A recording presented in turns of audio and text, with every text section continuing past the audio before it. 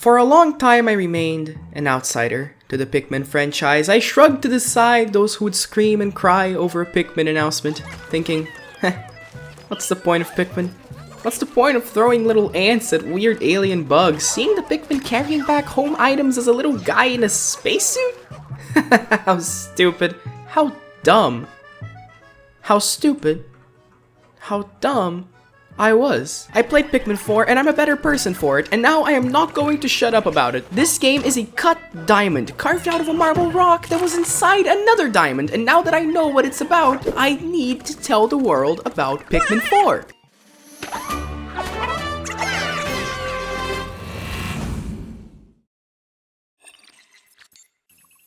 The game starts slow. Admittedly, a bit too slow, especially for a newcomer. The first hour of gameplay is consistently interrupted by dialogue box after dialogue box and intrusive tutorial after intrusive tutorial. Being honest here, I wasn't really feeling it at this point, and one of my biggest criticisms of this game stems from this introduction. From someone that got used to Breath of the Wild style tutorials, games that teach their players through organic gameplay scenarios instead of just telling them what to do, this was initially a turnoff, but Pikmin is a game that doesn't make any sense if you haven't played it. At least it never did to me. So I understand their efforts to really walk you through every little thing to make sure that you know how to play. And to a certain extent, I do appreciate it, because the moment you step foot in your first area and the gameplay loop just starts, it instantly clicked for me. I was glued to the screen. I was min-maxing Pikmin, I was promoting optimal division of labor, and before long I didn't want to leave an area before I had 100% completed it. So what is it? What is this gameplay loop that I found so enthralling? Well, it's Pikmin. It's weird. There's really nothing else quite like it. It's like an ant simulator of sorts. Okay, I know that maybe doesn't sell you on it, but let me explain. The game works within a day cycle. You land in an area, time starts ticking. Do as much as you can in this time and head back to base with everything you've collected at the end of the day. Upgrade your character, land the next day, and you've kept your progress in that area. So now you explore further in, collect even more valuable treasure, and find new Pikmin types that will have their own abilities. Head back to base, keep your progress, repeat. Becoming stronger every time and gaining knowledge of the surrounding landscape. It's kinda like a semi-roguelite progression system, kinda, and it's very addicting. In the areas themselves, you'll be met with many challenges. Traversal itself can be tough sometimes, especially in the later half of the game. Moving around and unlocking the many different twisting pathways as you defeat enemies and carry ever more valuable treasure back to your ship starts feeling so natural and addictive that time flies away and you just find yourself unable to live without the instant gratification of seeing tiny little Pikmin carry around Joy-Cons and GameCube controllers. But you'll only be spending about half the time in the surface. The other half is occupied by caves. You'll find these caves as you explore, and inside them, time goes by super slow, so that the game incentivizes you to take 100% of everything in every subfloor of every cave. They even give you a pop-up saying, there's still stuff left here and you're leaving already? You haven't even gotten the big orange yet, come on! Making you feel terrible if you try to leave without getting everything. I'm sorry, Mr. Pikmin 4, I promise I'll see every last drop of content this game has to offer. And I only got to see that message about halfway through the game because I was naturally inclined to beat all the puzzles. So you explore the planet, find treasure, learn how to traverse the environment, and amass a large following of cute little guys. How wholesome and fun! A truly chill time to be had. No!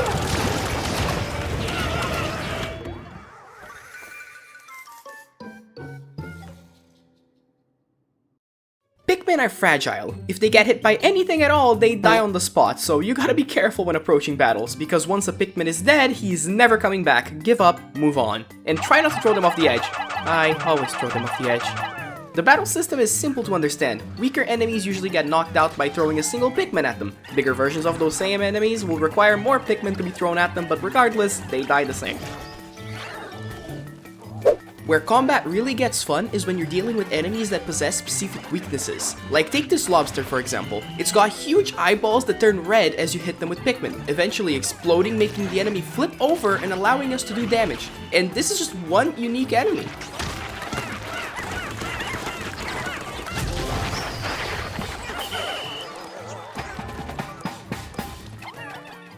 You know those caves from earlier? Most of them feature a boss at the end, and these bosses are the best part of combat. My two favorites are the all-knowing god that hunts you as you descend his cave, and this groovy fella that hypnotizes your Pikmin.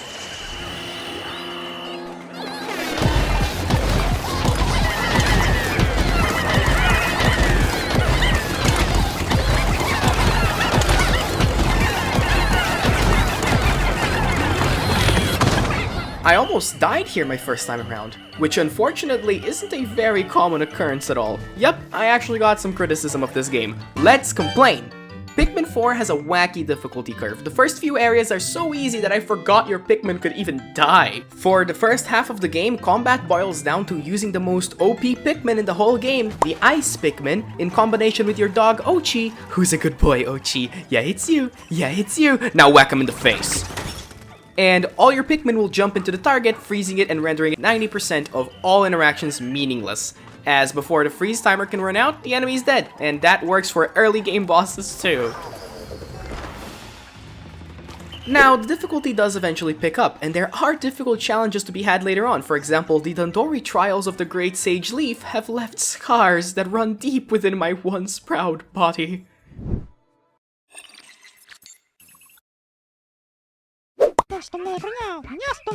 Oh, what's that?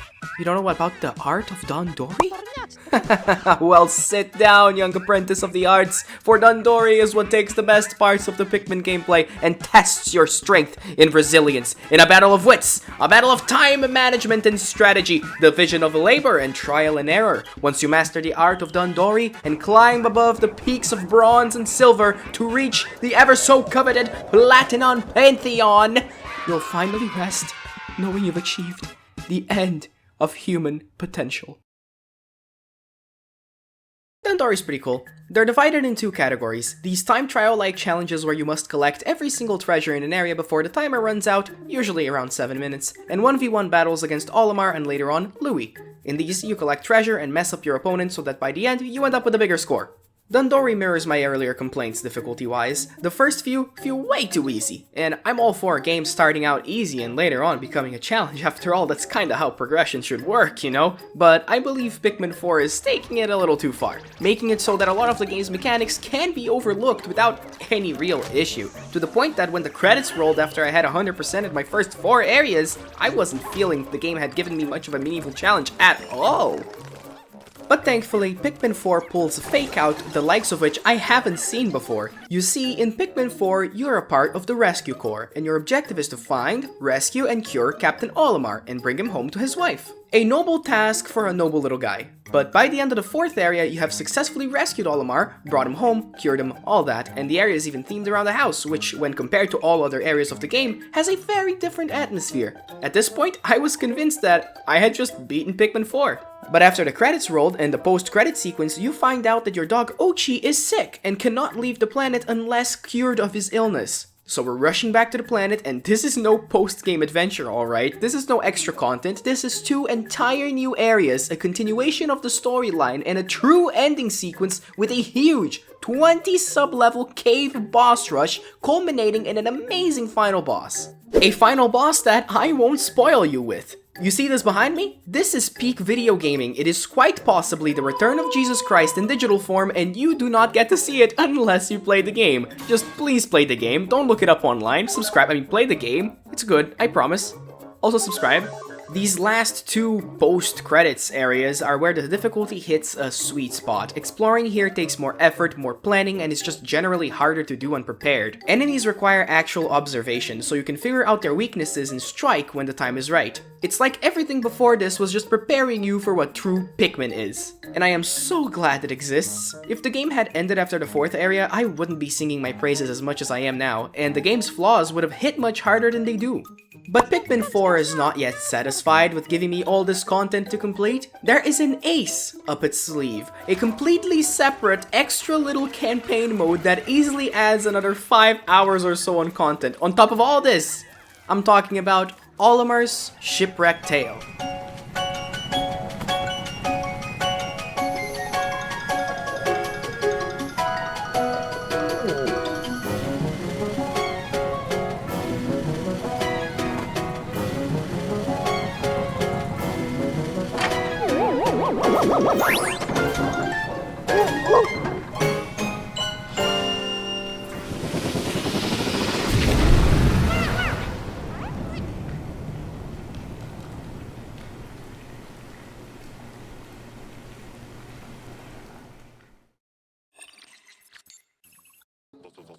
When you rescue Olimar, he'll return to your base and sit there beside his old ship. talk to him, and you're prompted with Olimar's shipwrecked tale. When I first saw this, I thought, oh, neat, they have a way to replay that 1 hour boring intro of the game.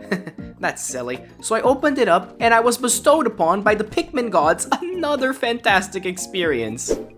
Shipwreck Tale gives you 15 days to collect 30 ship parts scattered across 4 different areas. You start with no abilities at all, and like 10 red Pikmin. And in 15 days, you must optimally scavenge your way through all 4 areas, getting every single treasure and upgrading your Pikmin arsenal. Being under the constant pressure of a ticking clock, knowing that you'll need to make every day count, because if you haven't collected much by the end of a day, you're setting yourself up for failure. Makes it so that everything you do for the entire duration of the playthrough, you're locked in for. It's like a huge Dandori challenge of sorts. And once you're done with all of that, you unlock yet another new challenge. The Trial of the Sage Leaf that I had briefly touched upon is the equivalent to those ultra hard special world Mario levels at the end of a game. These are the hardest Dandori challenges in the game, and it's not even close. With most everything else I was able to shoot for gold or platinum in my first or second go. With these, I was replaying 5 to 6 times to barely edge out a passable bronze or silver. These were definitely the highlights of my experience with Pikmin 4. Still, that's not to say that everything in the game is perfect. Another problem I ended up having relates to the fact that 1,237 words ago, I lied to you. These Pikmin, they don't stay dead forever. If you're ever struggling hard on a boss battle or cave sublevel, all you have to do is open up your menu and rewind time to a couple minutes back. You've recovered all your Pikmin and get to try again without any penalty to time or resources. Meaning if you were ever at a point where an interesting gameplay choice could arose, such as, let's say, I managed to get through this sub-level, but I'm an absolute buffoon and killed half the population of Belgium to get here. Now, should I keep going despite this fact and risk having a much harder time on any battles that may lie ahead, or do I return to the surface and explore more, try to recover my Pikmin population a bit through careful planning and then come back here and finish the cave once and for all? Or I could just time travel to 2 minutes before I made a mistake and undo it, reaching the same spot in another 5 minutes, but this time without any trade-offs? I'm already hitting that rewind button, there's no reason not to. I never had a point in this game where I was running out of Pikmin, or actually scared that I would need to save my resources to spend them carefully. I think that the rewind mechanic has its place and it can be very useful to a lot of people, but a part of me just wishes there was maybe a reward for not using it, a harder side quest attached to going on a journey without it, or a penalty to your remaining time, making it so that you can't rewind too many times on any given day. Anything to incentivize players to think about what they'd rather do, instead of just defaulting to time travel because it's just too good. But enough complaining, let's try complaining instead. Another activity in Pikmin 4 are the night expeditions. It's Pikmin tower defense. You're tasked with defending the Lumiknull, this thing, and you're given the exclusive glow Pikmin to help you out. You go around collecting Mario Galaxy looking star bits, bringing them back to the Lumiknull, which spawns more glow Pikmin, which you use to commit murder. Commit all the murder before they can eat the Lumiknull, and you win! So why am I going to complain about it? It's bland and not replayable, that's why. Unlike Dandori challenges, which can be easy to complete, sure, but achieving platinum, especially on the last few, is intense and fun and challenging, night expeditions don't pose a threat at all. And they don't give you any accolades or cool little badges for killing all the enemies or doing it damageless. You just get the completion medal. Meaning there's no reason to replay them for better scores or practice at all. And finishing the vast majority of these damageless isn't a difficult task to begin with. And let me be clear, this wouldn't be a problem in the first place if the expeditions themselves were unique and interesting, or if they added new mechanics later on to keep things fresh. After all, not every part of a game needs to be really hard or reward perfect completion, but the night expeditions start feeling samey and uninspired after a little bit. They introduce one new type of enemy in this mode, and it dies instantly to the one new type of attack they introduce in this mode. It's still fun, just forgettable, and not really a part of why I fell in love with the game. And I did fall in love with this game, it's why these inconsistencies have hurt as much as they do. I love Pikmin 4, the gameplay is magnificent, the graphics are beautiful for a Switch game, it's packed full of content and personality. I mean, just look at the effort they put into each little treasure description and the high quality models of every item. The fun puzzles, interesting bosses, cute little Pikmin, and the best boy of them all, Ochi and Irtumas. This game is hiding an unforgettable and unique experience that has made me a fan of Pikmin. and now I want to go back and see what the prior games were about. And I'm even more excited to see the eventual Pikmin 5 years from now on the Switch's successor, looking more magnificent than we could ever imagine. I don't know how accurate a number can be to rate a video game, as these things are relative and each style and genre of game will appeal to different audiences for a variety of reasons. If I am to rate it, it would be somewhere close to an 8.5 to a 9 out of 10. But that means little, so what I'll say is, if you're thinking of playing Pikmin, you like strategy games, time management based puzzles, and you're looking for a relaxing and chill game to just chip away at, Pikmin just might be for you. And I sincerely hope you'll give it a try, because this franchise, even after decades since its original release, remains one of Nintendo's most misunderstood and underrated IPs. Subscribe for more content from me. If you've liked the video and would like to support this little thing I got going on, leave a like and let me know what you think of Pikmin in the comments below. Thank you so much for watching, have a wonderful day, goodbye!